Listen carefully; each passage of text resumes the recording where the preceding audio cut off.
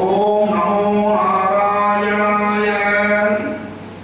அருவமும் உருவமும் அகிலமே நிறைந்தவா, கருவிரம் நாற்கரம் கதிரொளி உடையுடன், திருமுகம் தனையுமே தியானம் செய்திட, ஒரு தடை இல்லாமல் ஓடிடும் தடைகளே, ஆதி மூலமே அரியே நல்லோர் ஜோதியே, சுடரே ஜொலிக்கும் அகோவிலனே, போதிட அருள்க ஒளிர் பரிமுகத்து, நாதியே அடியே நவிலும் பணுவரே,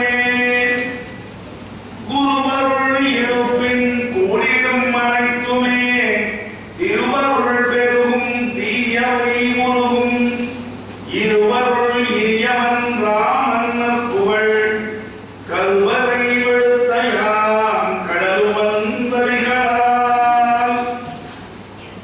அப்படிப்பட்ட ராமனுடைய சரித்திரத்தை பார்த்துருக்கோம். இது கதையில் நிஜம். அப்படி இருக்கும் பொழுது ஆஞ்சநேய சுந்தரகாண்டம் அந்த பகுதியில் பார்க்கிறோம். நம் சுந்தரகாண்டம் ஆஞ்சநேயர் மகேந்திர மலையிலிருந்து விஸ்வரூபம் எடுத்து பறந்து போகிறார். மைனாமலை தாண்டிட்டார். சுரசை, சிங்கிகை, லங்கினி 3 பேர் தலைகளையும் தாண்டி உள்ள போயாச்சு. தேடுறார், மண்டோதரியை பார்க்கிறார், ஏமாந்து போறார்.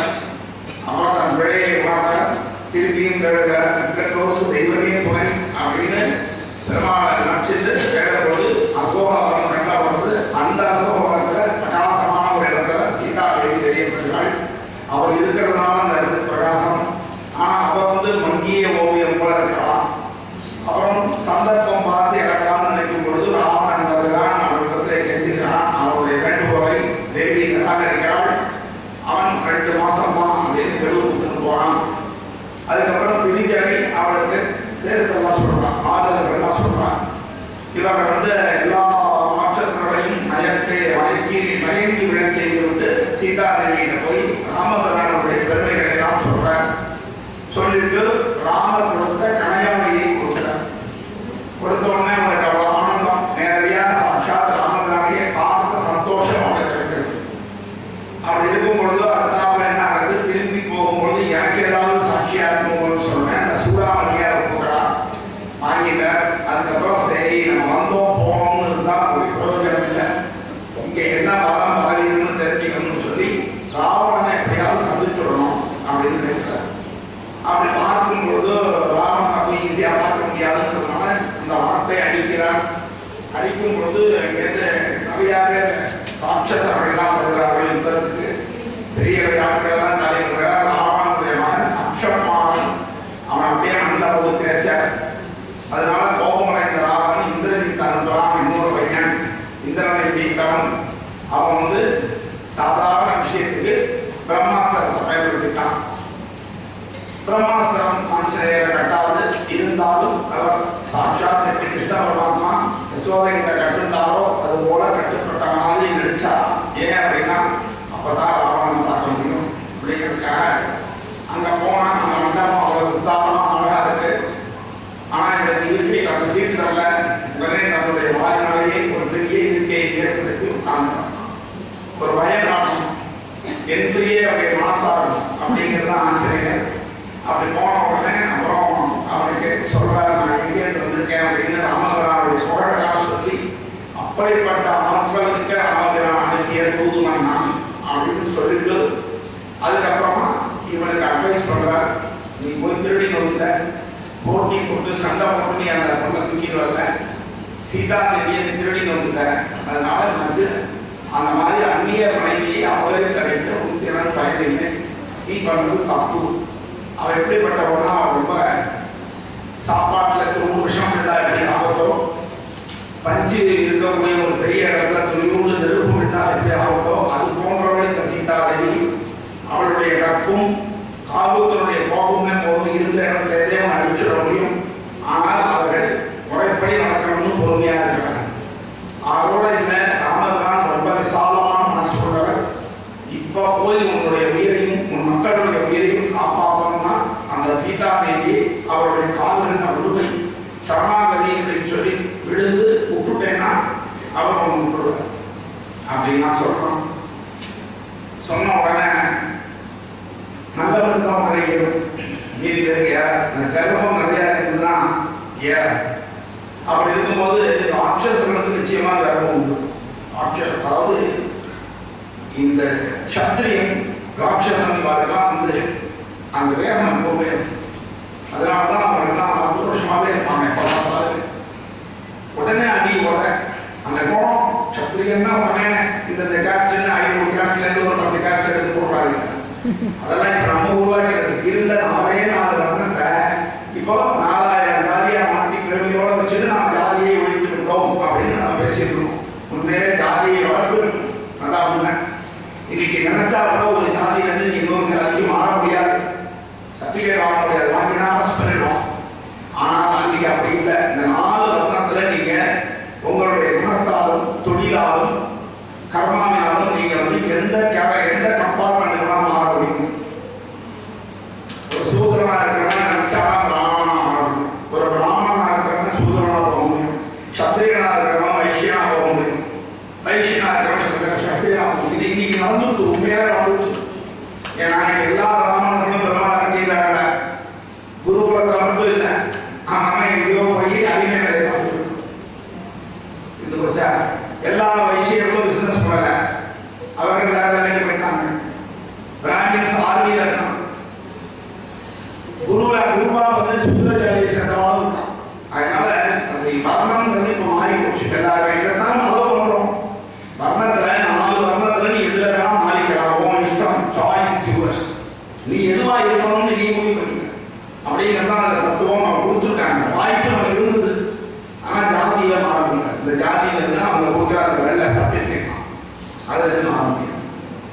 சரி இருக்கட்டும். இப்ப என்ன ஆகுது? இவனுக்கு ராவனுக்கு எடுத்து சொல்லக்கூடிய ஆண்கள் இல்லையான்னு சீதை கேட்டா, பதமாய் சொல்லி உன் பதத்தை காத்திடும் இதமானவனும் இளையோ அப்படின்னு கேட்டாலும் இல்லையோ. அதேதான் இப்போ திருக்குறளாக பிடிப்பாறை இல்லாத ஏமதாமன் கெடுப்பார் இடாமல் இடித்து உடைக்கணும். அமைச்சர்கள் அதிகாரிகள் மேல ராஜா தப்பு பண்ணும் பொழுது அவர்களுக்கு அறிவுரை சொல்லணும். அதற்கு அவங்களுக்கு பர்மிஷன் கொடுக்கணும். மேலேந்து உத்தரவு கீழே வரக்கூடாது.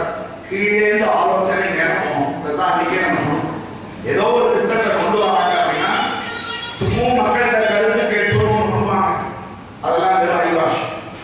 அந்த கருத்து கேட்பு அவர்களுக்கு வேண்டியவர்கள் அல்லது அந்த கட்சியை சேர்ந்தவர்களாக தான் அவங்க எல்லாருமே ஆமாம் தான் போட்டாங்க. எம்எல்ஏ ஓட்டு போடுறதே எடுத்துக்கோங்க. இப்ப president election, vice president election MLA MP தான் ஓட்டு போடுறாங்க. மாத்தி போட முடியுமா? போட்டா என்ன கட்சி கட்டுப்பாடு. அப்ப இது எந்த சொல்றோம்? அப்ப எம்எல்ஏ எம்பி செலக்ட் பண்ணோம்னா அது அந்த கட்சியோட தலைவர்கள் 4 பேர் செலக்ட் பண்ணா போதுமே. எந்த கட்சிக்கு மெஜாரிட்டி இருக்கோ அவங்க தான் ஜெயிக்க போறாங்க. அப்ப ஆப்வியஸ் இதுல சுதந்திரமே இல்லையே. அந்த உண்மையான அரசியலமைப்பினுடைய நோக்கம் மக்கள் பிரதிநிதிகள் ஜனாதிபதியை தேர்ந்தெடுக்கணும்னு நோக்கமே போகுது. விஷயம் அதை நம்ம ஒன்றும் தலையிட முடியாது. ஆனால் மாறும். காலம் வரும்போது மாறும். இடிப்பாறை இல்லாதான் இடிப்பாறை இல்லா ராவணன் தான் நடிப்பாறை என்றும் நம்பிடும் வீரன். தலைவனுக்கு என்ன குணம் தெரியணும்னா நமக்கு கீழே இருக்கிறவங்க உண்மையா இருக்காங்களா நடிக்கிறாங்களான்னு தெரியணும்.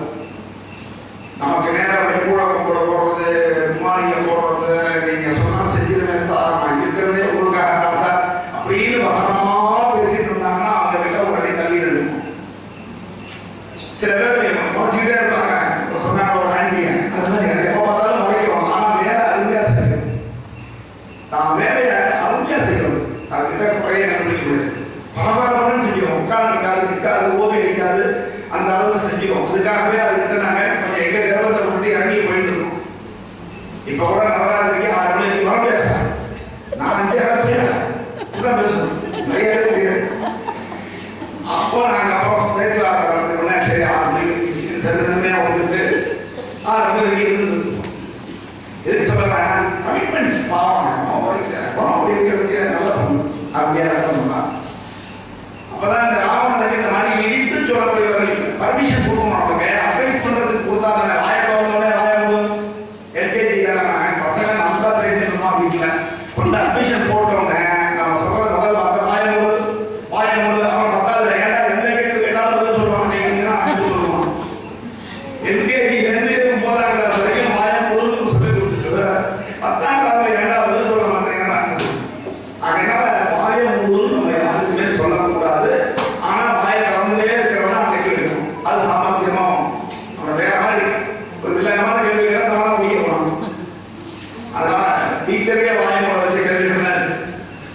கேள்வி.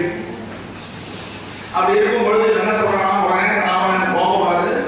கொன்றிடு இந்த கொடிய குரங்கை. கொடிய குரங்கு சாதாரணமான இல்லை, எவ்வளவு விஷமம் பண்ணிடுது, எத்தனை பேரை காலி பண்ணிடுது, என் பையனே காலி பண்ணிடுது. அதனால இதுக்கு ஒன்று கேள்வியே கேட்காது. முன்னாடிதான் ராஜாக்கள் அப்போ வேண்டும் உடனே முடிவெடுக்குவாங்க. பெண்டிங் கேசஸே இருக்காது. இன்னைக்கு நம்ம உயர் நீதிமன்றத்தில் எவ்வளவு கேஸ் பெண்டிங், உச்ச நீதிமன்றத்தில் எவ்வளவு கேஸ் பெண்டிங்னா அது இன்னும் பல வருஷம் ஆகும் அந்த கேஸ் முடியுது.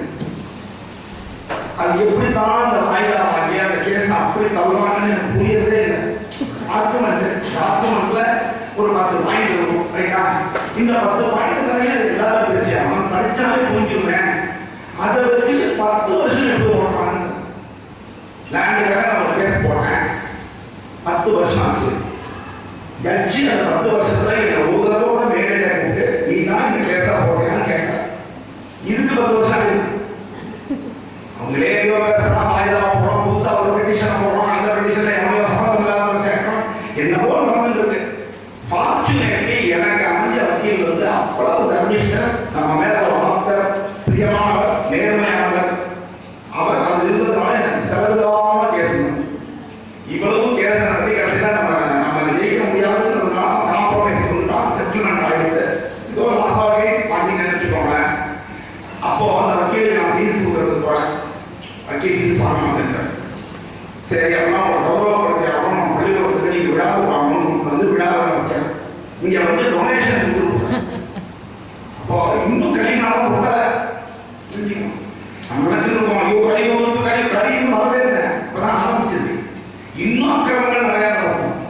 நம்ம சனாதன தர்மத்தை போட்டு உடைப்பாங்க, காலி பண்ணுவாங்க, நம்மளே பண்ணிட்டு இருக்கோம், எப்பவே பண்ணிட்டு இருக்கோம், இன்னும் நம்ம பண்ணுவோம். ஆனாலும் ஆங்காங்கே யாராவது அதை காப்பாற்றிக் கொண்டே இருப்பாங்க. அடிக்கவே முடியாது, கவலையே வராது. அப்படி இருக்கும் பொழுது கொன்றிடு இந்த கொடிய குரங்கை என்றனர் அனைவரும் ஏற்றனர் முடிவை. எதிர்த்து பேச முடியாது. ராவணன் சபையில இங்கிலீஷ்கார ஆட்சி பண்ண போதும் முகலாயர்கள் ஆட்சி பண்ண போதும் நாம் இப்படித்தான் இருந்தோம். நடுவில் சுதந்திரம் கிடைச்ச உடனே கொஞ்சம் உரிமை கிடைச்சது. இப்ப திருப்பியும் அதே மாதிரி எல்லா உரிமையும் ஆட்சியாளர்கள் யாரையும் நம்ம விமர்சிக்க கூட முடியாது. விமர்சிச்சோம்னாக்க உள்ள போய் கிடைக்கும். அந்த மாதிரி குணம் வந்துச்சு. அதை மாற்றிக்கணும். சாதாரணம் விமர்சனங்களை ஏற்றுக்கொள்ள வேண்டும். ஆலோசனைகளை யார் சொல்றாங்க, எப்பொருள் யார் யாராய் கேட்பினும் அப்பொருள் மெய்ப்பொருள் காண்பது அறிவு. அதுதான் பகுத்தறிவு. சும்மா நாம இல்ல போதும் இல்ல பாப்பாடி அப்படி சொல்றது எது உண்மை எது பொய், இதுல எந்த அளவுக்கு உண்மை நாம எல்லாம் நம்பலாம் நம்பக்கூடாது. அப்புறம் சொல்றாங்க அந்த எல்லாரும் பயப்பட்டு இருக்கா. ஒரு குரல் மட்டும் வருது, நின்றிடு அண்ணா நீதியை சொல்வேன் என்ற நம்பிடனன். ஒருத்தர் தான் பேசுறான், அதுவும் பயந்துட்டே பேசுறான். நின்றிடு அவசரப்படாதுன்னா அண்ணா நான் இல்லைண்ணா அப்பதான் எனக்கு சொன்னோட என்ன உரை ஏது உரை நான் அதுவே பெரிய ஆச்சரியம். அவனுக்கு எவ்வளவு சந்தோஷம். பரவாயில்லையே ஒரு சான்ஸ் கொடுக்குறாங்க. விசுவின் ஆர்த்தையார் ஒன்று நடந்துட்டு எல்லாரும் கேட்டிருக்கேன். நான் அதில் செலெக்ஷன் கிட்டத்தட்ட ஒரு 900 பேர் 1000 பேர் போட்டி போட்டதுலேருந்து முதல் ரவுண்டுக்கு 48 பேரோ 20-30 பேரோ செலக்ட் பண்ணுவாங்க. அதுக்கப்புறம் அதுலேருந்து ஒரு 20 பேரோ என்னவோ செலக்ட் பண்ணுவாங்க. அந்த மாதிரி ஃபைனல் ஸ்டேஜ் வரைக்கும் வந்தேன். ஃபைனல் ஸ்டேஜுக்கு வரதுக்கு முதல் நாள் யாரோ வதந்தியை கட்டிவிட்டாங்க. சார் காசு கொடுத்தா தான் சார் ஃபைனல் ரவுண்டை செலக்ட் பண்ணுவாங்க. நேராக ஆர்கனைசேஷன் பண்ணுவாங்க. சார் இப்படி ஒரு வதந்தி வரது உண்மையான அதெல்லாம் இல்லை சார், காசு தான் நல்ல சொல்லிட்டு ஃபைனல் ரவுண்டுக்கு நான் சார் வீடியோ ரவுண்டில் செலக்ட் ஆயாச்சு. இதெல்லாம் முடிஞ்சு மேடைக்கு போய் உட்கார்ந்தாச்சு. அந்த விசுவுடைய துணை டைரக்டர் இருக்காங்க இல்லையா, அவன் இன்னொரு ப்ரோக்ராம் ரொம்ப எக்ஸ்பர்ட். அவன் என்னுடைய ஆர்குமெண்ட்ஸ்லாம் அவனுக்கு ரொம்ப பிடிக்கும். யாராவது பேசும்போது டக்குன்னு கவுண்டர் கொடுக்காங்க. அதனால அவன் மதிச்சு நீங்க கொஞ்சம் நல்லா பேசணும் சார் முன்னாடி உட்கார வச்சிடலாம். அவன் என்ன சொல்றான், நீங்க அப்பப்போ பேசுங்க சார், இந்தியா பேசாதீங்க. அவன் சொன்னேன் சரிட்டு நான் ஏதோ ஒரு ஒரு முதல் 2 நிமிஷம் பேசிட்டு அப்புறம் தான் பேசணும்னு சொல்லி உட்காந்து முதல் சான்ஸ் நான் வந்தது. முதல் சான்ஸ் வந்தால் அது நல்லது உண்டு கெட்டது உண்டு. முதல்ல பேசினா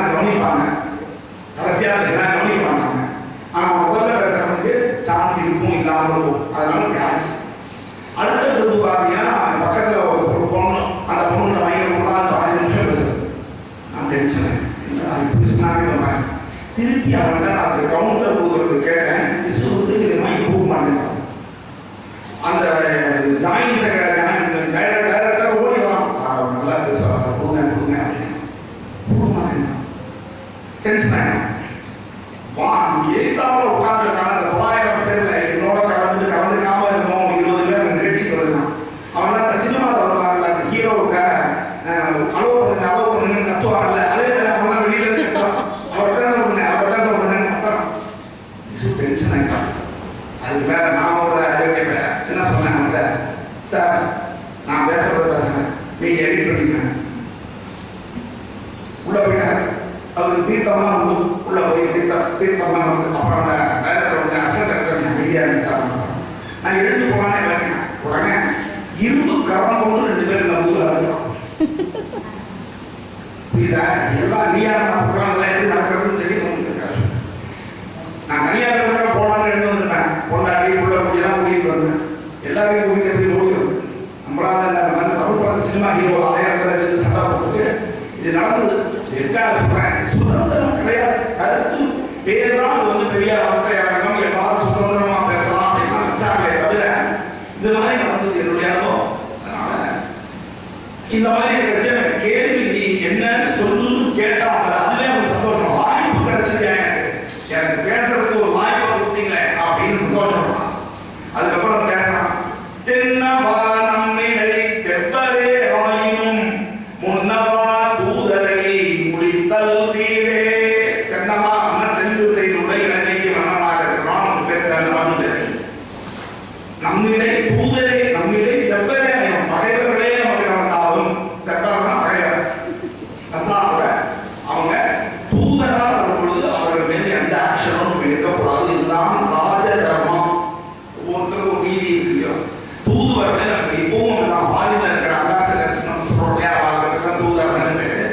அவங்களெல்லாம் அவங்க என்ன கலவரம் இருந்தாலும் நம்ம அம்பாசிடர் கை வைக்கிறார். வச்சாங்கன்னா பெரிய விஷயம். எவ்வளவு பெரிய நாடாக இருந்தாலும் நம்ம அம்பாசிடர் மேல கை வைக்க முடியாது.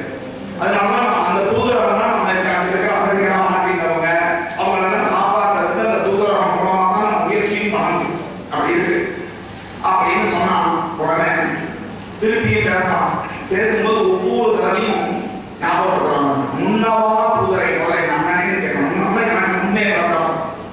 அதோட இல்லை, இந்த ராஜ்யத்துக்கே நீ தான் முன்னாடி இருக்கிற தலைவர், அதனால நீ தப்பு பண்ணாத அப்படின்னு சொன்னான். அடுத்து சொல்றான். இந்நிறை உணர்ந்து இலங்கை வேந்தே. அப்பப்போ ஞாபகப்படுத்தும். நீ ராஜா, தப்பு பண்ணக்கூடாது. பெரிய பயிரை வைத்தார் சொல்றாங்க.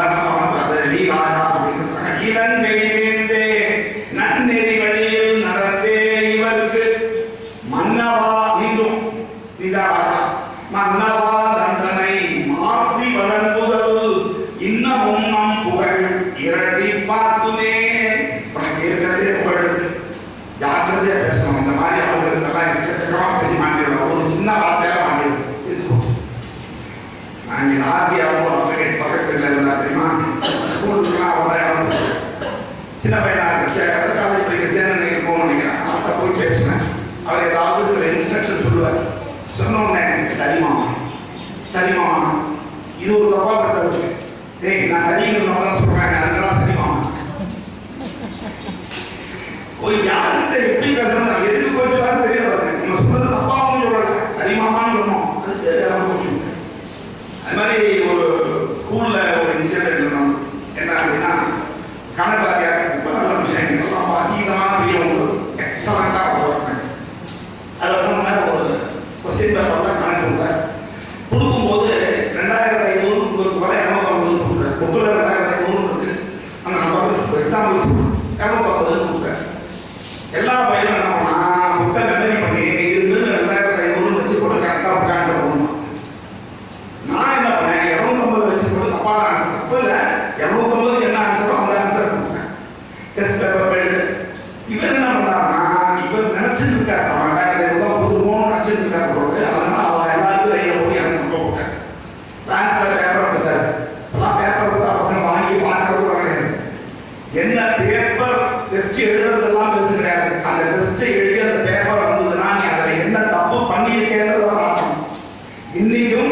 தினம் தினம் நான் பேசி முடித்தவுடனே இந்த உபன்யாசத்தை வீட்டில் போய் ஃபுல்லாக நைட்டு இந்த நவராத்திரி பூரா நான் படுத்துக்கிறது 1 மணி 2 மணி ஆகும். இதை கேட்டுட்டு தான் அப்புறம் யூடியூப்ல அப்லோட் பண்ணும். ஏதாவது தப்பா பேசியிருந்தான் அப்போ தப்பா போட முடியாது. அதனால இதை ஃபுல்லாக கேட்பேன், டெய்லியே கேட்பேன். அன்னைக்கு இதை பேசி முடிச்சுட்டீங்க, இதை போய் ஏன் கேட்டுட்டு இருக்கீங்க அப்படின்னா இது எனக்கு ஒரு கரெக்ஷன். இப்போ ஃபர்ஸ்ட் டே பேசுறது வீடியோ சரியா பதிலாக சவுண்ட் ஒன்றா இருந்தது, இதை மாதிரியெல்லாம் வரும். நான் ஃபர்ஸ்ட் டே ரொம்ப ஃபாஸ்ட்டாக பேசியிருந்தேன், இப்போ அதை குறைச்சிருக்கேன். அதனால நம்ம வீட்லையும் நம்மளை பண்ணிக்கிறது என்னைக்குமே முக்கியமான விஷயம். நீங்கள் செய்கிற ஒவ்வொரு காரியத்திலும் இன்னைக்கு நான் சரியா செஞ்சேனான்னு செல்ஃப் ரிவ்யூ நீங்கள் பண்ணணும். அப்படி பண்ணலைன்னா கஷ்டம். அப்போதான் என்ன சொல்லணும், அந்த வாத்தியார் சொன்ன பொழுது அவர் சொன்னார், இப்படி வேகமாக சார் நான் தான் சார் கரெக்டாக போடுறேன், நீங்கள் கொஸ்டின் எடுத்து கொடுத்தீங்கன்னு சொல்லிட்டேன், கிளாஸ் சொல்லுறேன். அவருக்கு அவர் மேலே நான் தப்பு சொன்னேன்னு நினச்சிட்டு என்ன கஸ்தூரி என்ன எதிர்த்து பேசினா அப்படின்ட்டு வருவாங்க. எங்கள் அப்பா அந்த ஸ்கூல்லேயே இருக்காரு, முடிச்சுருவாரு. ஒரு தப்புன்னு தெரிஞ்சதுன்னா வெளியிலேருந்து ஆள் தவிர உள்ளேயே எங்கள் அப்பா இருக்காரு, அவருக்கு தெரியாமல் எதுவுமே நடக்காது. அதனால அப்படியே நின்றுட்டே இருக்கேன். அது கோ எஜுகேஷன் வேற 12ஆம் கிளாஸ் பார்த்துக்கங்க. இன்னைக்கெல்லாம் 9ஆம் கிளாஸ்ல கம்ப்யூட்டர் சமாளிச்சோம்னா அந்த பெரிய நினச்சிக்கலாம்.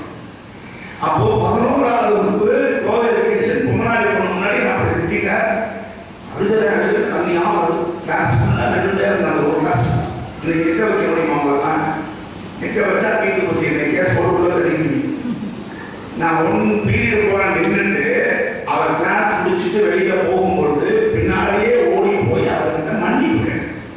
தவறு என் மீது கிடையாது, ஆனால் என் ஆசிரியர் மனம் வருத்தப்படாமல் இருக்கிறது தான் எனக்கு முக்கியம். அந்த இடத்துல நான் ஜெயிக்கிறதா அவர் ஜெயிக்கிறதான்னு கிடையாது. நம்மளை விட பெரியவர்கள் கோபித்து கொண்டு விட்டார்கள் சொன்னால் தப்பு உங்க பேர்ல இருந்தாலும் நீங்க அவர்களை சாட்டிஸ்ஃபை பண்ணணும். இப்படி பண்ணா எல்லா மாமியாரும் அம்மாவாட்ட அங்கதானே நடக்கிறது. நீயா நானா அப்படிங்கிறது ஒவ்வொரு வீட்லையும் அந்த நீயா நானா வேணாம், நான் இல்லை நீதான் போச்சு. எப்படி சத்தம்? அதுதான் நம்ம ப்ராக்டிஸ் பண்ணணும். நாளைக்கு நீ பெரியாத எல்லா பொருளும் உங்ககிட்ட வந்துடும். அதான் நான் சொல்றது. அப்போ என்ன ஆகுது, இப்படி நாம அவனுக்கு வேற கம்பெனியை மாற்றி கொடுத்தோம்னா நம்மளுடைய புகழ் இன்னும் பெருமைக்குரியதாகும். ஒரு தூதனை எப்படி மதிச்சோம் அப்படின்னு சொல்லுவாங்க. நீ கர்மத்தை மதிக்கிற ஏற்கனவே உன் மேல ஒரு அலிகேஷன் இருக்கு, சீரியஸ் டியூட்டி வந்துட்டு இன்னும் மேலும் மேலும் தப்பு பண்ணி உன் புகழை எடுத்துக்காத அப்படின்னு சொன்னான். இவனுக்கு கொஞ்சம் சில நேரங்களில் கூட இந்த மாதிரி ஆட்கள் சரின்னு கேட்கணும். அதுதான் அவன் தலையில் இருக்கு. எப்பவுமே நான் சொல்லுவேன், நான் ஒரு கிட்டத்தட்ட ஒரு 30 வயசு 35 வயசு வரைக்கும் அவ்வளவு கோபம் வரும். நான் சொல்றதை கேட்கலைன்னா அவங்களுக்கு சிவியரா அவங்ககிட்ட நடந்துட்டேன். போச்சுட்டேன். அவங்கெல்லாம் காலில் விட கெஞ்ச அளவு பண்ணிட்டேன். டியூஷன் படிச்சவங்களுக்கு தெரியும். அப்படி ஒரு விடாப்படியா இருக்காங்க. அது எவ்வளோ அசகமாக இப்போ புரியுது. நாம் அப்படி இருந்திருக்கக்கூடாதுன்றது இப்போ புரியுது. ஆனால் அப்போ இருந்தேன். என் தம்பி ஒரு சின்ன பொய் சொல்லிட்டாங்கிறதுக்காக அவன் ஃபுட்பால் மாதிரி விளையாடுங்க. இன்னைக்கு அவன் எனக்கு அவ்வளோ செஞ்சுருக்கான். தூரத்துலேருந்து பார்த்தேன். என்னுடைய ஃப்ரெண்டு கேட்குறாரு, என்ன கஸ்தூரி ஒரு பையன் அந்த ஃபுட்பால் மாதிரி கம்பி அடிச்சுட்டு இருந்து என்ன சமாச்சாரம்னா என் தம்பி தானே. இத்தனைக்கும் அவன் ஹார்ட் பேஷண்ட். அவனை அப்படி அடித்தேன். எங்கள் அப்பா கிட்ட கேட்டாங்க, என் பையன் முடிச்சு விட்டாங்க. ஆனால் அது எல்லாமே நம்ம போய் சொல்லக்கூடாதுன்னு தான் செஞ்சோம். பட் ஓவராக செஞ்சோம். அவ்வளோதான் விஷயம். அப்போ இப்போ இதெல்லாம் செய்யாமல் இருந்தோம்னா நமக்கு ஒரு மரியாதை இருக்கும் அப்படிங்கிறது தான் விஷயம். அப்போ என்ன சொல்றாங்கன்னா, மட்டும் கேட்டோம்னா எனக்கு சந்தோஷம் வருது. தூதற்கென்றே தூயோர் வகுத்த பாதக தண்டனை பற்பல உளவாம். அவன் கொல்லக்கூடாது. தூதரை கோரல் தப்பு, மாதரை கோரல் தப்பு, பெண்களை கொல்லக்கூடாது. அதனாலதான் தாடகை வளம் பண்ணும்போது ராமபிரானுக்கு ஒரு தர்ம சங்கடம் வந்தது. திடீர்னு கெஸ்ட் வந்து காப்பி போட முடியல, ரமாவை பாதம் பண்ண முடியுங்கிறது தர்ம சங்கம் கிடையாது. ராமர் தாடகையை வதம் பண்ண போது பெண் மீது அம்பு விடலாமா அப்படிங்கிறது சாஸ்திரப்படி ஒரு கத்திரிக்கை. அந்த அதர்மத்தை செஞ்சதுனால தான் 14 வருஷம் தீர்த்த யாத்திரை போக வேண்டிய சூழ்நிலை. அதனால தான் கைகையை அவன் அனுப்பிச்சு வச்சான். தர்மத்தின்படி அவன் போகணும். இல்லைன்னா அந்த அப்பழுக்கோடையே அவன் பாண்டு ஏற்படுவான். ஒரு விஷயம் ஆன்னு நினைச்சிட்டு அம்பு போட்டு செத்து போயிட்டார். அதனால தான் அந்த சாபமே வந்தது. அந்த பாவம் நீங்குவதற்கு தான் அவன் தீர்த்த யாத்திரை இல்லையா? அதனால பாவம் செஞ்சவர்கள் உடனடியாக அதை கழுவியே ஆகணும். அதுக்கு தண்டனை நம்மை வருத்திக் கொள்வதுதான். அதனால ஆச்சு. அதனால இப்படி பல்வேறு தண்டனைகள் இருக்கு. அதுல ஏதாவது ஒன்று கொடுக்கலாம் அப்படின்னு சொல்லலாம். எங்க சொல்லணும் அதான் ராவணன். நான் எதுக்கு சொல்ல வந்தேன் என் கதைய, நான் அப்பெல்லாம் சில சமயம் முடிவுகள் நான் எடுத்தேன். ஸ்கூல் ஆரம்பிச்ச புதுசுல கூட பார்த்தீங்கன்னா எல்லா முடிவும் நான் தான் எடுத்தேன், வெறும் இன்ஸ்ட்ரக்ஷன் தான் கொடுப்பேன். அப்பெல்லாம் பார்த்தீங்கன்னா சக்சஸ் ரொம்ப ஜாஸ்தியாக இருக்கு. இப்போ பார்த்தீங்கன்னா ஆலோசனைன்னு கேட்க ஆரம்பிச்சிடறோம், எல்லாரும் தலையாட்டி தலையாட்டி தலையாட்டி வளைஞ்சி வளைஞ்சி வளைஞ்சி பூனை விழுந்துச்சது. ஆனாலும் இப்போ நான் செய்யறேன், மாற்றம் பரவாயில்ல, இருந்தாலும் நான் எதிர்பார்க்கிற சில விஷயங்களை செய்ய முடியும். அதோட நான் ஸ்கூல்ங்கிறது ஒரு பப்ளிக் ஆர்கனைசேஷன். அந்த இடத்துல டியூஷன்ல நடந்த மாதிரியோ டியூஷன்ல செஞ்ச மாதிரி தனியார் அமைப்பு. இது வந்து அப்படி கிடையாது. இதுல வந்து answerable to government, answerable to parent, answerable to teachers and teachers family. Teacher கிட்டீங்கன்னா வாத்தியார் கோவமும் வராங்க, அதெல்லாம் நடக்கிறது. அப்போ இந்த இடத்துல நம்ம கமிட்மெண்ட் இருக்கு. அதனால சுதந்திரமா என்னால் செய்ய முடியாது. அவன் கோபிச்சுட்டு நானே முடிவெடுக்கிற போது, அதான் இப்போ லேட்டஸ்டாக ஒரு ஸ்டேட்டஸ் வச்சிருந்தோம், தவறான முடிவை எடுக்க வேண்டும் என்றால் எல்லோரிடமும் கேளுங்கள். ஒரு இஷ்யூ வந்ததுன்னு வச்சுக்கோங்களேன், நம்ம எல்லாத்தையும் போய் கேட்கலாம். யோசியமே பாருங்களேன், தெரிஞ்சது போய் யோசிப்போம். அப்படி பாருங்க, அவன் குடும்பத்துக்கு ஒரு யோசியம் இருந்தாங்கன்னா அவரை மட்டும்தான் அப்படி சொல்றாங்க. அவன் அனுப்பி போய் அவன் கேட்கக்கூடாது. கேட்டோம்னா ஒருத்தர் சொல்லுவான், யோஜனையும் அதே வேண்டாம். ஒரு சின்ன இஷ்யூக்கு வந்து ஒரு மஸ்தவாக்கிறவங்கலாம் யோஜனை கேட்டோம்னா அவனுக்கு நம்ம பேக்ரவுண்ட் எல்லாம் தெரியும். முடிவுங்கிறது அவங்கவுங்க வீட்டு பேக்ரவுண்டு, அவங்கவுங்க குணங்கள், அவங்கவுங்களுடைய எதிர்பார்ப்பை வச்சு எடுத்துக்கிறத தவிர அடுத்தவங்க எக்ஸ்பீரியன்ஸ்ல நாம முடிவு எடுக்க முடியாது. அதனால ரொம்ப க்ளோஸா ஆத்மாத்மா வெல்விஷர்ஸ்ட மட்டும்தான் கேட்கணும். அவங்க தவறா சொன்னாங்க. ஏன் நம்ம வெளியில போனா இவர் வேண்டாம் சார், நாளையிலேருந்து நாங்கள்லாம் வந்து நிதி போட்டு ஸ்கூல் வரலாமா சார் அப்படின்னு யாராவது கேட்டால் என்ன சொல்லுவாங்க சார், கூடாதுன்னு தான் சொல்லுவார். ஐயோ இவர்கிட்ட கேட்க வேண்டாம், நம்ம மண்ணில் கேட்குவோம். அது பெரிய சார் நம்ம எது சொன்னாலும் தலையாடுவார், அவர்கிட்ட கேட்டுவோம், முடிவு தாங்கன்னா இதெல்லாம் தவறான முடிவு. அதனால நான் என்ன சொல்றேன்னா, யோஜனைகளை வெல்விஷர்ஸ்ட மட்டும் கேளுங்க, நிறைய பேர்கிட்ட கேட்காதீங்க. இந்த இடத்துல இவன் வெல்விஷர் சொல்லலாம், லாபம் எதேச்சியாக கேட்கலாம். ஆனால் இந்த யோஜனையை கேட்க கேட்க தான் அவனுக்கு ரெண்டு யோஜனை இப்போ ஒரு தடவை கேட்கலாம். பின்னாடி ஒரு யோஜனை யுத்த காலம் வரும்பொழுது சீதையை பொண்ணு உடனே கிளம்பிடும். பொண்ணுன்னா இவ்வளவு ராமப்பட்ட விஷயமும் வீணாக இருக்கும். அப்போ வந்து அவருடைய தாத்தா இருக்காருயா, அவர் வந்து தடுப்புவார்.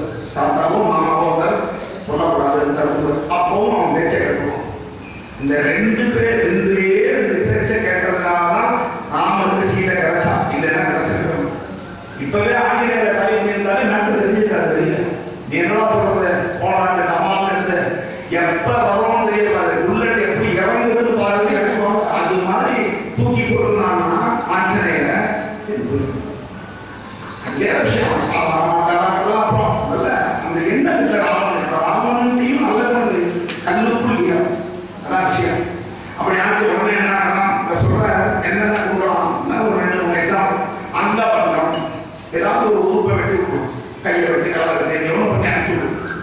அப்புறம் அதன் சூடு வைக்கிறது, சூடு வச்சு ஒரு மார்க் பண்ணி அனுப்பிச்சு, இந்த மார்க்கை போய் அவனுக்கு சொல்லிட்டா அப்படின்னு சொல்லி அனுப்புறதுலாம்.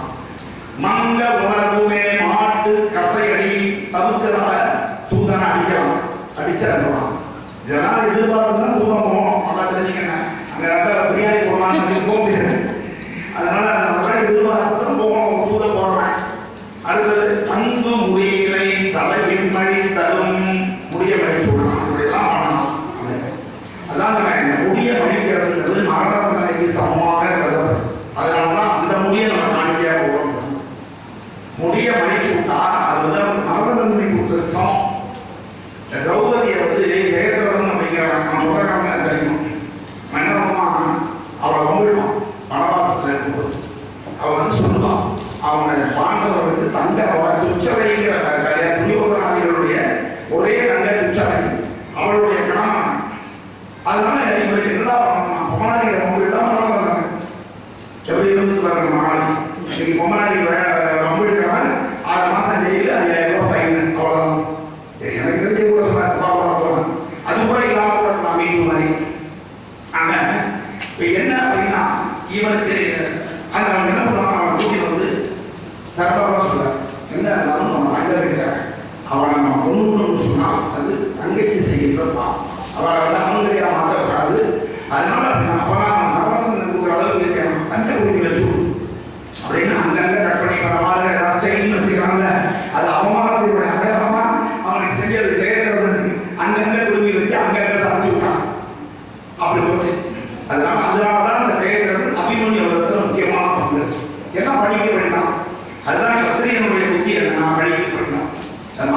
அதனாலதான் சத்திரிய குணத்துல மாறணும் அப்படிங்கிறது தான். இப்போ பீஷ்மர் போன்றவர்கள்லாம் அப்படி இருந்தாங்க. சத்திரியனா இருந்து கூட அவருக்கு அந்த குணம் வரும்.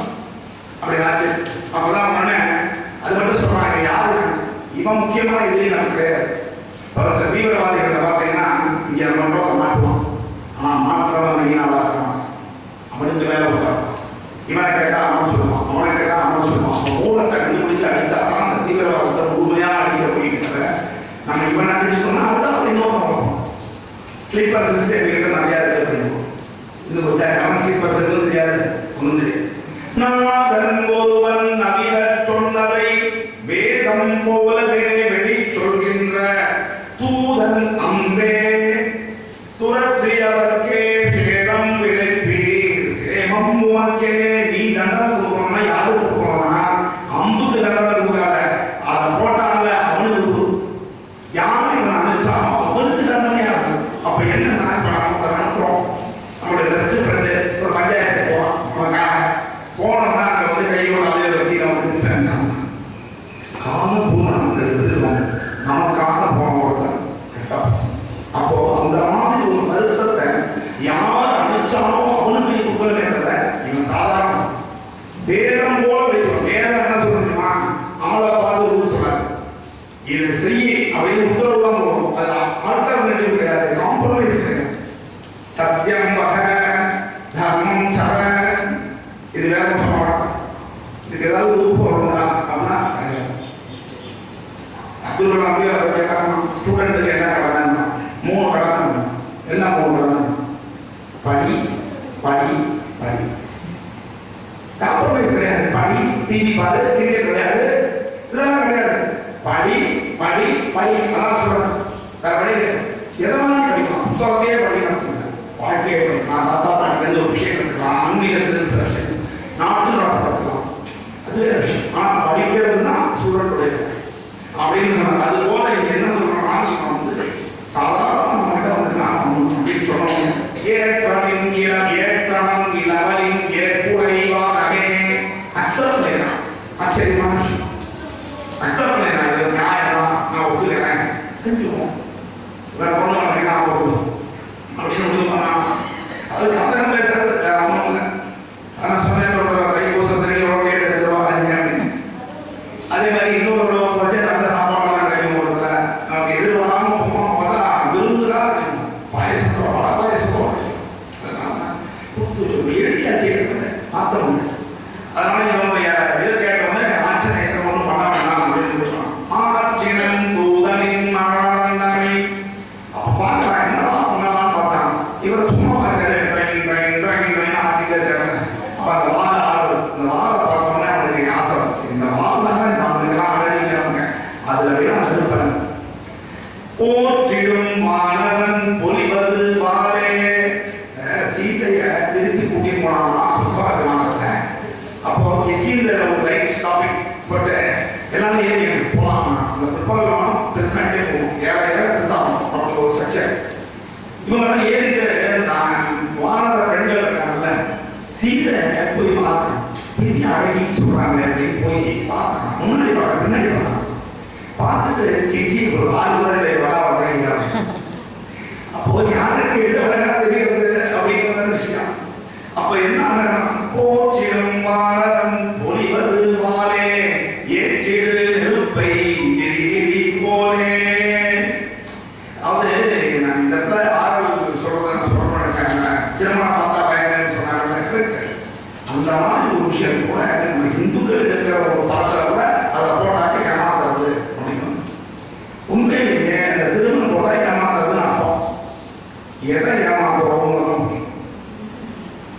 தீவிர வைஷ்ணவனாக இருந்து பெருமாள் பக்தியோட அவனுடைய திருமண காப்பை இட்டுக் கொண்டால் யம தூதர்கள் நம்மை இழுத்து செல்ல முடியாது, அவர்களை ஏமாற்றி வைகுண்டம் போய்விடுவோம். அதுதான் உண்மை. அதை எப்படி சொல்றாங்க, ஏமாத்துறது. யாரையும் அப்படியே காசு வாங்கிட்டு ஏமாறல, காசு வாங்கிட்டு ஏமாறவன் எல்லா ஜாதியிலும் இருக்கான், எல்லாத்துலையும் இருக்கான். அதனால இப்படி வந்ததை அர்த்தம் தவறாக புரிந்து கொண்டு நாம தவறான் அப்படின்னு சொல்லி இதுக்கு ஏன் நாமம் வந்து பேர் வந்து தெரியுமா? நாமம்னா என்ன? சம்ஸ்கிருதத்துல பெயர்னு பேர், நாமம் வந்து இது கிடையாது.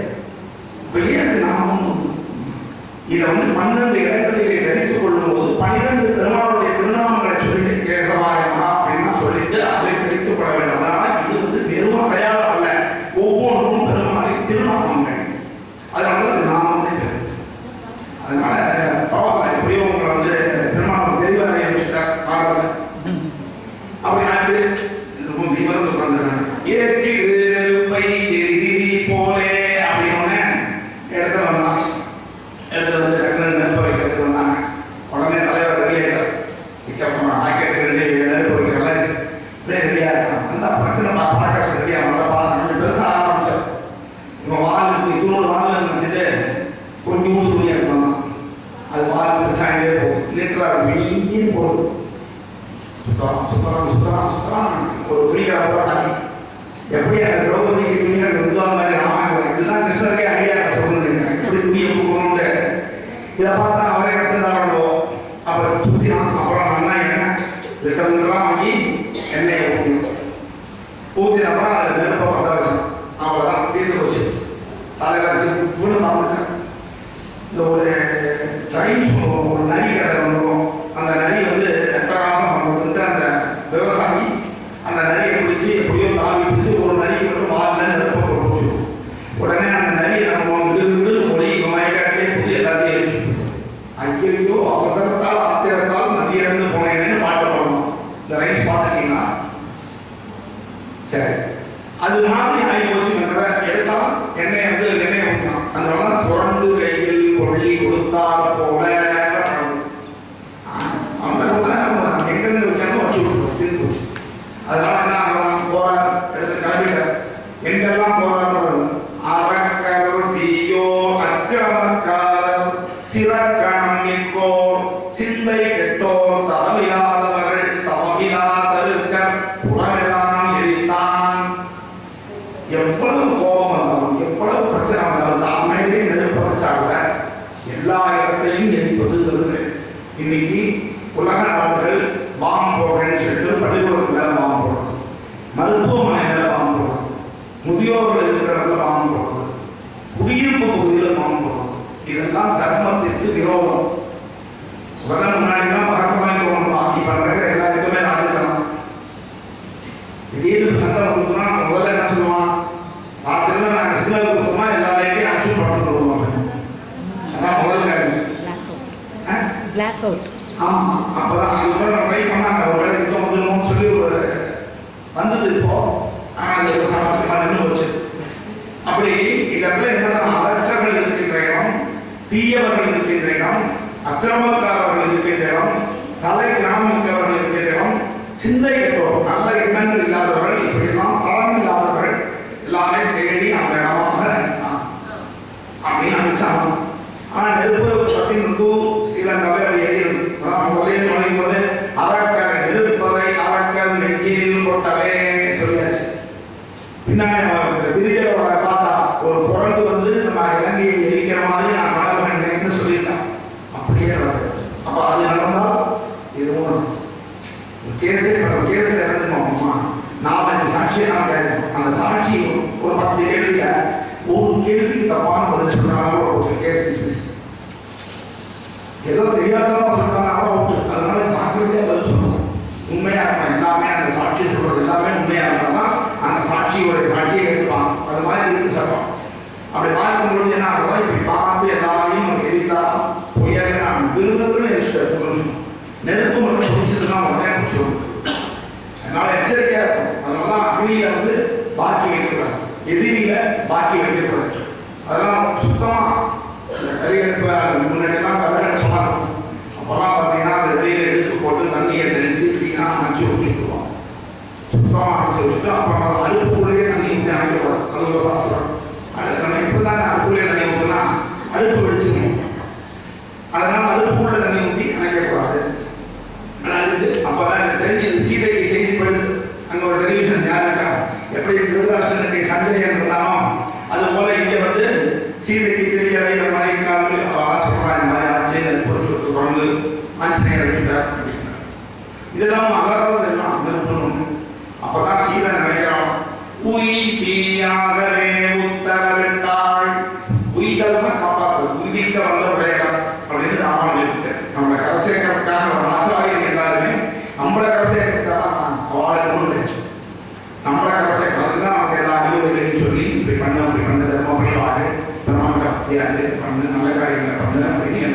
சொல்லி கொடுக்குறாங்க. அதனால ஆச்சாரியனை அண்டி நம்ம வந்து கற்றுக்கணும். ஆச்சாரிய சம்பந்தம் இருக்கணும்.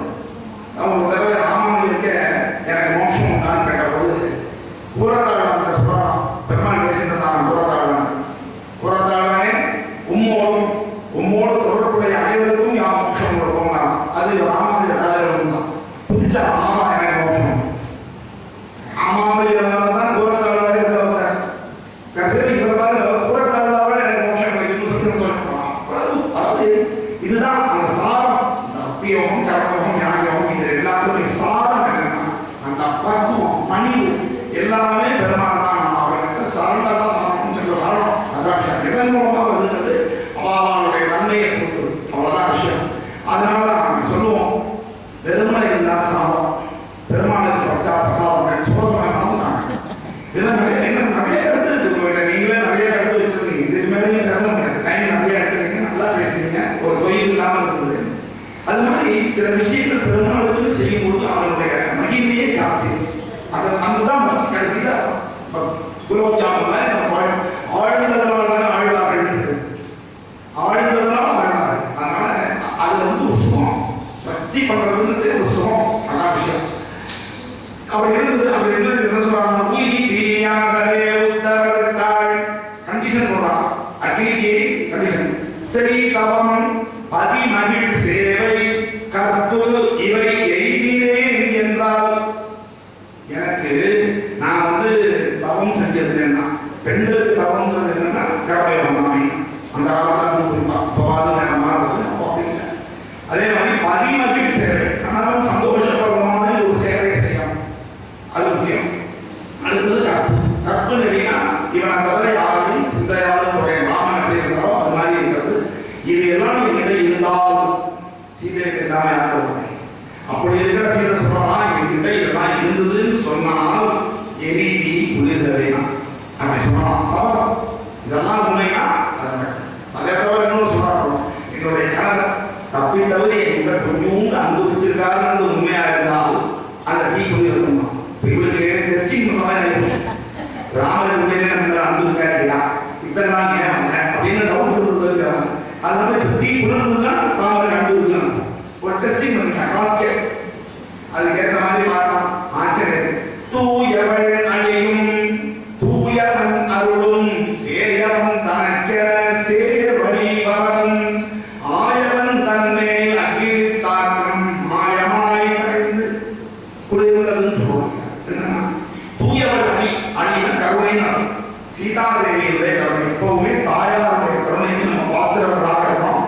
அது பெருமாள் பக்கத்தில் உட்கார்ந்து இருக்கிற தாயாரா இருந்தாலும் சரி, நம்ம அப்பா பக்கத்தில் உட்கார்ந்து இருக்கிற தாயாரா இருந்தாலும் சரி, யாருக்கிட்ட விரோதம் இருந்தாலும் அம்மா கிட்ட விரோதம் வச்சு. அதனாலதான் சன்னியாசிகள் கூட அம்மாவுக்கு காரியம் பண்ற அதிகாரம்.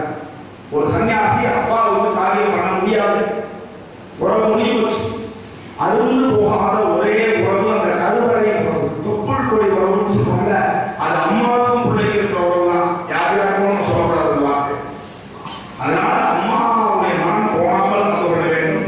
அம்மாவை கடைசி வரைக்கும் காப்பாற்றணும், கைவிடக்கூடாது. அம்மா மனம் போகாமல் பார்த்தோம் ரொம்ப முக்கியம். எல்லாருமே அம்மா தான் தெய்வம். அம்மாவுக்கு செய்யாம நீ சுவாமி கிட்ட சுவாமி ஏற்றுக்கணும். அது தெரிஞ்சுக்கணும். சேயவன் தனக்கென சேர் வழிவரமும். இவனுக்கு சின்ன வயசுலேயே வாழ்க்கை ஆகாது, எதுவுமே ஆகாதுன்னு சொல்லி எல்லாம் சேர்ந்துட்டது. இவருக்கு நன்மையாச்சு. அந்த அக்னி வந்து இவருக்கு சூடே.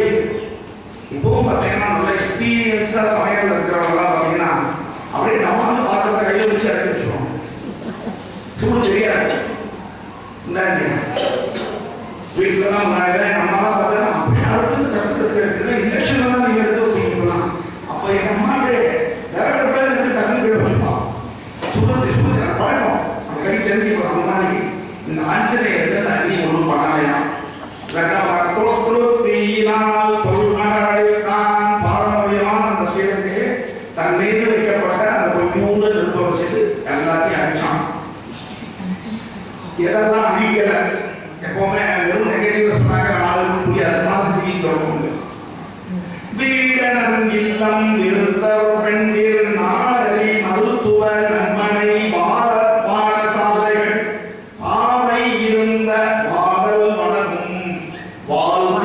நிலவிருந்ததே. எதெல்லாம் நம்ம செய்யக்கூடாது, ஒரு கவர்மெண்ட் அடுத்த கவர்மெண்ட் மேலே யுத்தத்துக்கு போனால் இதை செய்யக்கூடாதுன்னா அதுதான். ஏன்னா வீடனன் இல்லத்தை விட்டார் அப்படின்னா முதல்ல அவர் கேள்விட்டு வரும்போதே பேர்வை வீடன பெரியவன் இருப்பே அதை பார்க்கிறாங்க. அப்படி பார்க்கும் பொழுது அந்த வீடு மட்டும்தான் வித்தியாசமா இருக்கும். மற்ற வீடுகளெல்லாம் நிந்தனை நரகமும், நரகம்னா ஆமிசம், கல்லு, இதெல்லாம் எல்லா வீடுகளிலும் இருக்குது. ஏன்னா ராட்சசர்கள் அவங்க வச்சுட்டு இருக்கிறது தப்பு. தேவபக்தன் படத்தில் வர மாதிரி எங்க பார்த்தாலும் ஆளுகிட்டு இருக்கும், மேல அதுவா குங்கிட்டு இருக்கும். நீங்க என்ன நினைச்சு வாங்க மொத்தமா கேட்கணும். நான் கரையை இருக்கேன், நீங்க இன்னும் கரையை இல்லை அப்படின்னு வசனம்லாம் அருமையான வசனம். அப்படி இருக்கும் பொழுது இந்த வீடனன் இல்லம் ஏன்னா அந்த முடிந்ததாமலோ, திருப்பியும் சொல்றோம், அந்தனன் என்பது ஜாதியக, அந்தனன் என்போம் அறவோம் மற்ற உயிருக்கும் செந்தன்மை பூண்டொழுகலாம். யார் எல்லா உயிர்கள் மீதும் அன்போடும் தர்மத்தோடும் நடந்து கொள்கின்றானோ அவன் மட்டும்தான். பூனல் போட்டவர்களெல்லாம் அந்தனர்களுக்கு சொல்லிக்க முடியாது. அப்படிப்பட்ட அந்தனனை போல அந்த வீடு அவனோட சுத்தமாக வச்சிருக்கான். ஸ்ரீ ராமநாம ஜபம் முடித்து துளசிமாவை இருக்கு, ஆராதனை இருக்கிறான், தூபம் தீபமா வாசனை வருது, கட்ட வாசனைகள் நடக்குது. அவன் வீட்டுல நிந்தனை நரகமும் கல்லும் இல்லை. அது எல்லாரும் யோக்கியமாக இருக்கிற இடத்துல நாம் யோக்கியமாக இருக்கிறது விசேஷம். எல்லாரும் அயோக்கியமாக இருக்கிறதுல நாம் யோக்கியமாக இருக்க ஆரம்பிச்சோம். ஒரு ஹாஸ்டல்ல போயிட்டோம்னா சந்தியாவதனம் பண்ண முடியாதுன்ற சூழ்நிலை வந்துவிட்டு, ஆனா அங்கேயும் சந்தியாவதனம் பண்ணணும்னா எப்படி இருக்கும்? யாருமே வீட்டுல யாருமே சந்தியாவதனம் பண்றதில்லை, வீட்டுல சாசனமும் எவ்வளவு கிடையாது, வீட்டுல கோவிலுக்கு போகக்கூடாது. அப்படிப்பட்ட இடத்துல நாம ஒழுங்காக அதனால நீங்க அடுத்தவர்களை பார்க்காதீங்க. அவர்கள் என்ன பண்ண 7 மணிக்கு எடுத்துக்கிறாங்க, எடுத்துட்டு போகணும். அவளுக்கு என்ன பிரச்சனையோ நீ அந்த எடுத்து, அதுதான் நீ அடுத்தவங்க பார்க்காத. எங்க வீட்டுல எங்க அம்மா எடுத்துக்கிறது இல்லை சார், எங்க தாத்தா எடுத்துக்கிறது இல்லை சார்னா அவங்களாம் டியூட்டி முடிச்சுட்டாங்க. உனக்கு டியூட்டி நீ எழுதுக்க, உன் கடமையை செய்ய எழுதி கம்பேர். அவங்க வந்து போதும் என்ற மனசோட ஒரு 5000 ரூபாய்க்குள்ள போய் குடும்பம் நடத்துறாங்க, எவ்வளோ முடியுமா? நீ 50,000 இருந்தாலும் முடியல. அப்போ அவரவர்கள் முறை அவரவர் தர்மம் எல்லாருக்கும் தனித்தனியாக தான் சொல்லியிருக்காங்க. நம்ம யாரோடையும் சேர்ந்து மோட்சத்துக்கு போக முடியாது, கணவன் மனைவியும் சேர்ந்து போக முடியாது, அப்பா பிள்ளையும் சேர்ந்து போக முடியாது. அவரவர்கள் தனித்தனி ஆத்மா. இந்த லோகத்துல தான் நம்ம கணவன் மனைவி, இந்த லோகத்துல தான் நம்ம அப்பா பிள்ளை, இந்த லோகத்துல தான் நம்ம உறவு. இந்த உடம்பை விட்டு ஆத்மா போயிடுத்துனா நீ யாரும் ஆகும். அப்படி இருக்கும்போது எல்லாரும் சேர்ந்து கூட்டமா போக முடியாது. கூட்டமா போகும்போது நம்ம விநாயகர் சக்தியில ஊர்வலம் போகணும், அதுதான் செய்ய முடியும், தவிர மோட்சத்துக்கு போக முடியாது. சரி, அப்படி இருக்கும்போது அதனாலதான் அந்த வீடாளர் இல்லத்தையும் ஒண்ணு பண்ணணும். நல்லவர்களை அடித்து விட்டால் பாவம் சொல்லு, நல்லவனுக்கு இணைஞ்சல் பண்ணா நமக்கு பாவம் சொல்லு, அதான் முக்கியம். விருத்த வயசானவர்கள் பெண்களை போகக்கூடாது. என்னவாக நாடு அறி நன்மனை மருத்துவமனைகள் மேல ஒண்ணு பண்ணணும். பாடசாலைகள் குழந்தைகள் படிக்கக்கூடிய பள்ளிக்கூடம் இதெல்லாம் பண்ணணும். பாவை இருந்த பாடல்கள், ஏன்னா இவர் அடிச்சுட்டாரு பாடல்களமாக எடுத்து அசோகமான எப்படியா எடுத்துன்னா மாடி போச்சு. அந்த இதையும் இவர் பண்ணல. ஆனாலும் இவருக்கு பயம் வருது. கொண்டு போய் வாந்திய நினைச்சு ஒரு இடத்துக்கு நஞ்சை இவருக்கு ஒரு காயம் கூட இல்லை. அந்த வால்மீனியில் இருக்கிற முழுமையே தெரியப்படுத்தும். அவ்வளோதான் பெருமாள் திறமை நமக்கு தெரியுது. நம்ம முடிய குழந்தை விளக்கப்படும். அதுக்காக ஒரு மாசம் அப்பதான் நமக்கு தெரியும். ஒவ்வொரு முடி பட்டு சரி சரி நம்ம தலையெடுத்து நம்ம ஒன்றும் ஆபத்து இல்லையே. அதனால ஆஞ்சநேயருக்கு அந்த மாதிரி ஆபத்தே ஆகலை, இந்த மாதிரி பண்ணிட்டார். அப்புறம் தான் திடீர்னு அடிக்கடி தன்னை யோசிச்சுப்பார். என் பிழை என் பிறப்பின் சொன்னார் இல்லையா? அது மாதிரி ஆத்திரம் எந்த அறிவை கெடுத்ததே நேத்திரம் இருந்தும் நேர்ந்தது அறிவிலே. கண்ணுனா என்னையா? 2 வச்சுட்டாங்க. அதான் வேணுமா?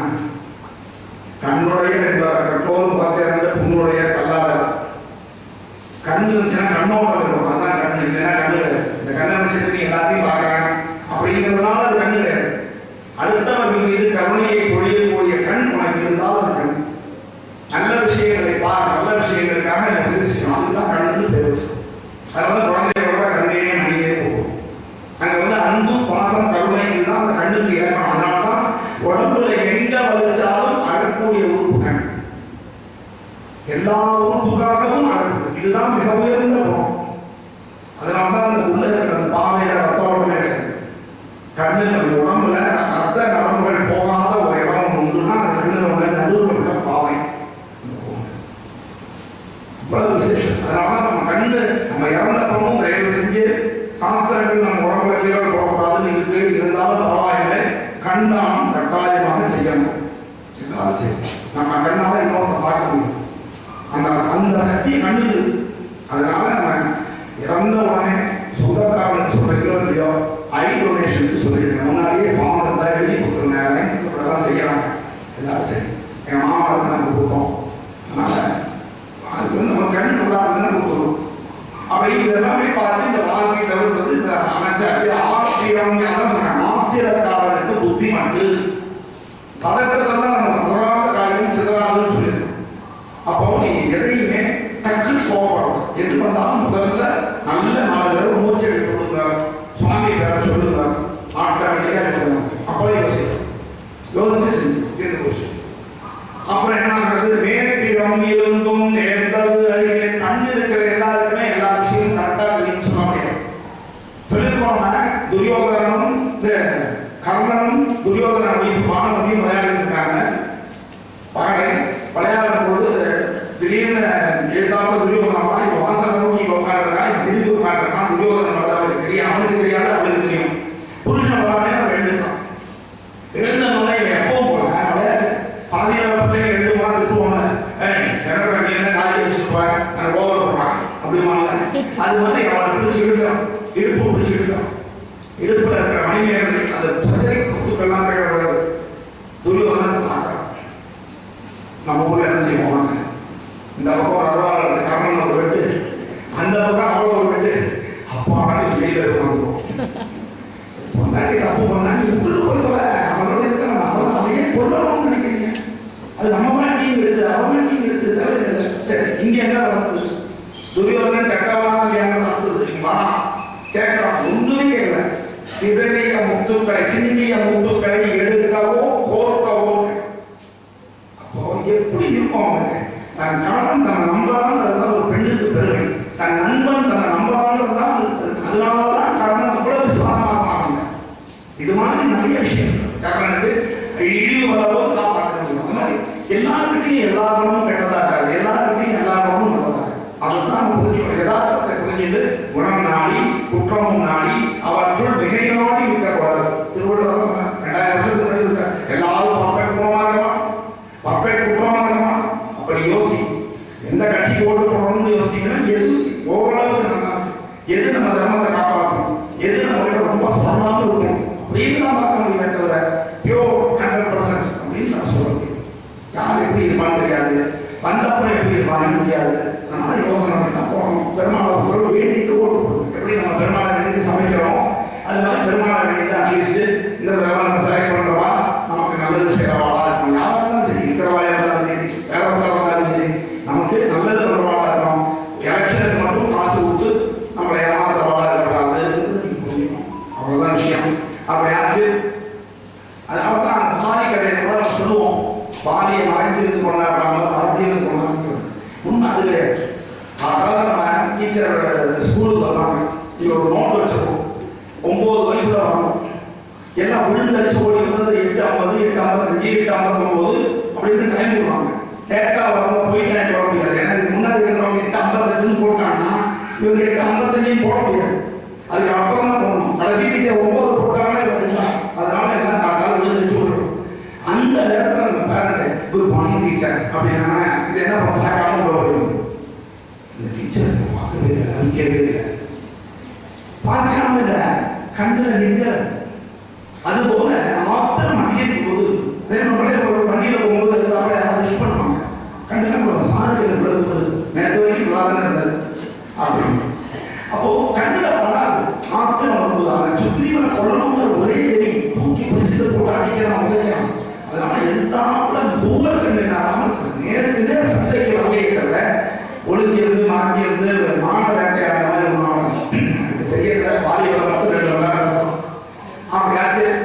அப்புறம் ஆஞ்சநேயர் மதியிலின்னு சொல்லிக்கிறார். எவ்வளவு பெரிய விஜயகுமார் சொல்றாரு மதியிலி. அந்த எண்ணம் நாம தான் பெரிய ஆளு, நமக்கு எல்லாம் தெரியும் அப்படிங்கிற எண்ணம் எண்ணிக்கை வருதோ அன்றோடு ஒரு முன்னேற்றம் ஸ்டாப். நமக்கு எதுவும் தெரியாது, கற்றது கைமண்ணளவு கல்லாதது உலக அளவுன்றது இருக்கணும். அதனாலதான் ஞானத்தை பரிபூர்ணமாக அடைய முடியாது. யாராலையும் முடியாது. எல்லாம் தெரியும் அப்படின்னு யாரும் சொல்ல முடியாது. எதுவுமே தெரியாதுன்னு கிடையாது. அப்படி இருக்கு. இவருக்கு சந்தேகம் இருந்தோம், இப்போ இவன் அசோகமும் இறங்கி போய் சீதையும் இறங்கி போயிட்டான்னா இவ்வளவு கட்டப்பட்டு என்னடா போகணும். தாமஸ் ஆல்வா எடிசன் கட்டப்பட்டு பல்பை கண்டுபிடிச்சான். அவன் அசிஸ்டன்ட் அதை எடுத்து வர சொன்னான். கீழே அப்படி பொத்து போட வச்சோம். அவ்வளவு பேர் உட்காந்துட்டான். இப்போ நிரூபிக்கணும் எனக்கு முடிக்க போச்சு. ஆனாலும் அதே தாமஸ் ஆல்வா எடிசன் அடுத்தடுத்து திருப்பி முயற்சி பண்ணி கண்டுபிடிச்சு அதே பல்பை பொத்து எடுத்து வந்து நிரூபிச்சார். எதுக்கு சொல்லுறேன், அந்த மாதிரி மீண்டும் சீதையை போய் பார்க்கணும். இருக்கா அங்கே வேலை அப்பாடம் அப்படின்னா ஒரு அஞ்ஞானம். பிள்ளைங்க ஸ்கூல் கார் பார்க்கணும். இப்போ நிலம அப்படி ஆகிப்போச்சு. ஸ்கூலுக்கு போகிறோம் அந்த கட்டத்து மலையெல்லாம் கட்டணும். 5 நிமிஷம் கட்டாட்டாலும் மரியாதையாக ஸ்கூலுக்கு போக வேண்டியது நல்லா வருது. நம்ம ஸ்கூலில் பிரச்சனை இல்லை, நல்லா க்ளீனாக பார்த்து யாரும் கூட்டிகிட்டு போகிறதுக்கு வேற ஆள் வந்தால் கூட வரணும். அம்மா அப்பா போகணும் அப்படின்னு சொன்னால் தான் வரணும். பெரிய ஸ்கூலில் என்ன முடியும், ஒரு 10ஆம் கிளாஸ் படிக்கிற பையன்லாம் போய் அம்மா அம்மாவை தான் அனுப்பி சொல்லுவாங்க. அதனால நாங்கள் பசங்களுக்கும் அறிவு வேணும்.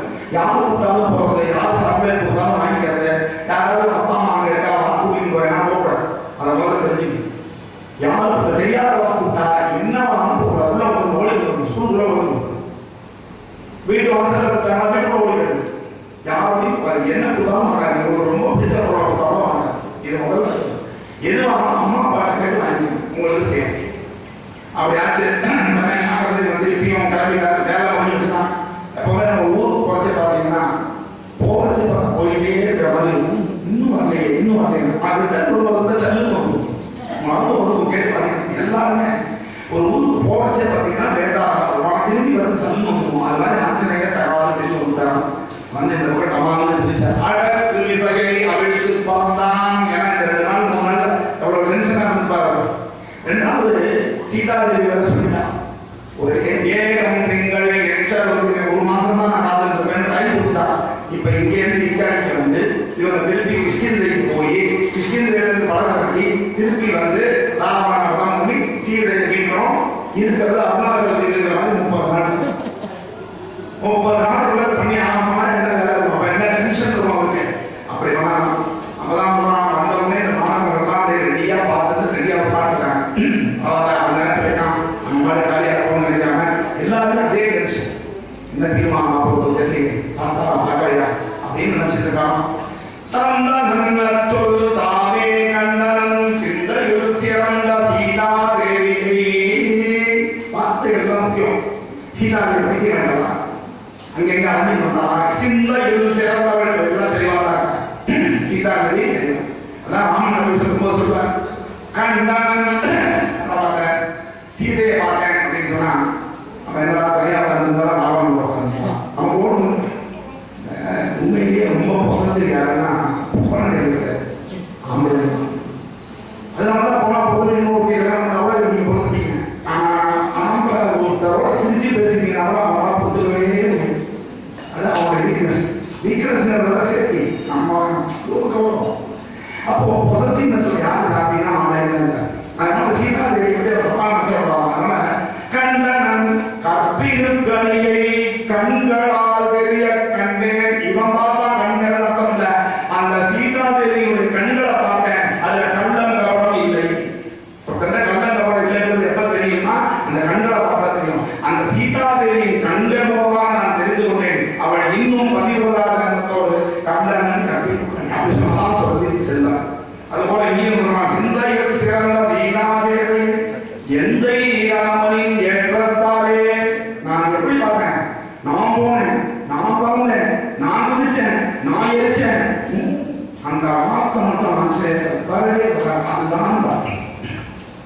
ஆஞ்சநேயர் கர்வம் தெரியாது, ஞானம் தெரியாது. ஆனா அதை எப்ப வந்து அந்த பக்தியில அவன் தோற்று கொடுத்தாரோ அப்பதான் அவன் பெருமாள். அதுதான் விசேஷம். உன் தீர்ப்புக்கு ஒரு சப்போர்ட் தரணும். எந்தை ராமனின் சொல்லும்போது ராமனான் தான் நான் செய்தேன்னு சொல்றாரு. நான் செஞ்சேங்கிற வார்த்தை வரவே இல்லை.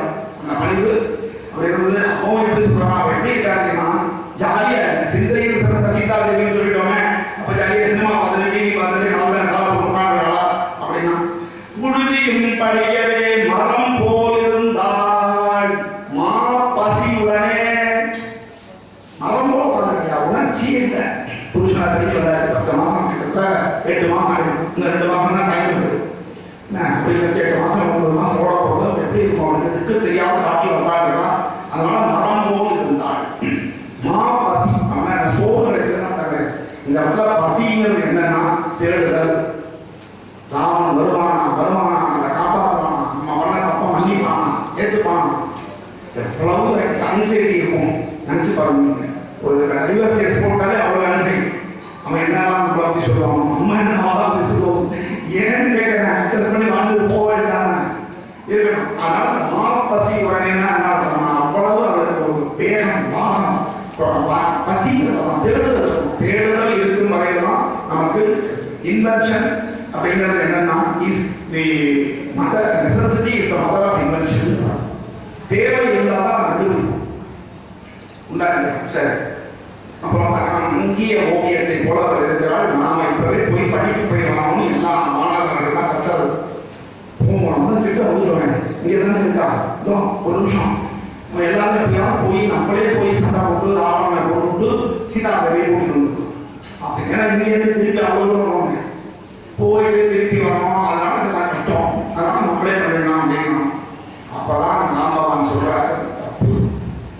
ராமர் என்ன சொன்னாரோ அதுதான் நாம் செய்யணும் தவிர தலைவருக்கு நீதியெல்லாம் நம்ம நடந்துக்கூடாது. இந்த ஃப்ரெண்ட்ஷிப்ல யாராவது மறந்து வேற யாராவது அப்படின்னு வீட்டில் சொன்னா இறங்கிக்கணும். இறங்குறதே ஒரே இறங்கியாச்சு. அது புரியல, பரவாயில்ல. நல்ல ஓர் முடிவு ஏற்று நாம் செயல்கள் எல்லாம் முயன்று ஆற்றுவோம் அவன் சொல் ஆகம விதி என. அந்த ஆகம விதின்றது என்னன்னா இது இப்படித்தான் இருக்க வேண்டும்னு கோவில்களுக்காக விதிக்கப்படுகிறது. அதை எந்த மாற்றமும் செய்வதற்கு யாருக்கும் அதிகாரம். அதனாலதான் இப்பவும் கோவில் என்ன உத்தரவு கொடுத்துருக்காங்கன்னா ஆகம விதிப்படி நடக்கின்றத ஆகம விதிப்படிதான் அர்ச்சகர்களை நினைக்க வேண்டும். இது ராமனுக்காக அப்புறம் அதுதான் பேச்சு எல்லாத்துக்கும் ஒரு இல்லையா. அதனால நியதி இப்போ இது ரிசர்வ்டு கான்ஸ்டிடியூன்சின்னு வச்சிருக்கீங்க. ரிசர்வ்டு கான்ஸ்டிடியூன்சியில் வேற யாரையாவது நிறுத்த முடியுமா? நிறுத்த முடியாது. ரிசர்வேஷன் அந்த 18% வேற யாரையாவது கொடுக்க முடியுமா? அந்த 51% யாரையாவது கொடுக்க முடியுமா? கொடுக்க முடியாது. இதெல்லாம் எப்படி விதியோ அது போலதான் இருக்க முடியும். அதனால ஒரு கோர்ஸ் படிச்சதுனால மட்டுமே ஒருத்தர் அர்ச்சகராக ஆக்கிவிட முடியாது. அப்போ நான் சொல்லுவான் இருக்கிற அர்ச்சகராக முக்கியமா எத்தனை கூடியம் பண்ணலாம் சார் வாஸ்தவம் அதை புரிய தன்மை அவ்வளவு. ஆனால் ஏன்னா படிப்பு மட்டுமே அர்ச்சகராக இருப்பது தகுதி. ஒரு பெருமாள்கிட்ட ஒருத்தர் செஞ்சுட்டே இருந்தார், பூஜை பண்ணிட்டு இருந்தார். அப்புறம் நீட்டா பண்ணாங்க சாமிச்சான்னு சொல்லுவார். இன்னொருத்தன் ஏதோ அப்போதைக்கு வரும், அவன் நீட்டா பண்ணிடுவான் எல்லாத்தையும். ஆனால் இந்த பெருமாளுக்கு அந்த நீட்டா இல்லாம பண்ணாங்க, அதுதான் பிரச்சனை. ஏன்னா அது பழகிப்படுத்தவர் அவர்கிட்ட இருக்கும்போது ஒரு சௌரியமா இருக்கு, அந்யோன்யத்தை ஃபீல் பண்றாங்க. அப்போ மனசு நீட்டா இருக்கணும், அது ஒன்றும் தப்பு கிடையாது. ஆனால் அதே நேரத்தில் பெருமாள் நீங்க நம்ம நினைக்கிற மாதிரி நம்மளதான் வசதியாக நடக்காது அப்படின்னு நம்ம நினைக்க முடியாது. அவருக்கு ஒரு அளவுகோல் இருக்கு. அப்படி ஆச்சு. ஆகையினால இந்த மாதிரி ஒரு விஷயங்களை சொல்லியிருக்கான். இனிமே ஆச்சரியர் இந்த செய்தியை எப்படி கொண்டு ராமபுரத்தில் சொல்ல போறாருன்றது நாளைக்கு கடைசி பகுதி. பொதுவாக சரஸ்வதி இன்னைக்கு நம்ம கதை இருக்காது. இப்போ இவங்க ஒரு புது ஊருக்கு கொடுத்தாங்க. 9 நாளும் 9 வசதியாக செஞ்சிருக்கிறதுனால நாளைக்கும் கதை உண்டு. நாளைக்கு ஒரு வினாடி வினாவும் இருக்கு, அதுலேயும் நீங்க கலந்துக்கலாம். அதில் எல்லாமே இருக்கு. எல்லாமே யூடியூப்ல இங்கே வரைக்கும் உங்களெல்லாம் அப்லோட் பண்ணியாச்சு, லிங்க் ஷேர் பண்ணியாச்சு. நீங்க தாராளமாக அதை பார்த்து கேட்டு செய்யலாம் என்று சொல்லி இன்றைய கதை இந்த அளவில் நிறைவு செய்கிறோம். அங்கிலே ஒன்று பெற்றான், அங்கிலே ஒன்றை தாவி, அங்கிலே ஒன்றாக ஆரியற்காக ஏகி, அங்கிலே ஒன்று பெற்ற அனங்கைக்கண் தயாரின், அங்கிலே ஒன்று வைத்தான் அவன் நம்மை அழித்து காப்பான். இன்னைக்கும் டைம் இல்லை, அங்கிலே ஒன்று சொல்றோம். இன்னைக்கு தான் நடந்திருக்கு, முடிஞ்சா நாளைக்கு சொல்லுவோம். ஜெய் ஸ்ரீராம், ஜெய் ஸ்ரீ ஆஞ்சநேயர்.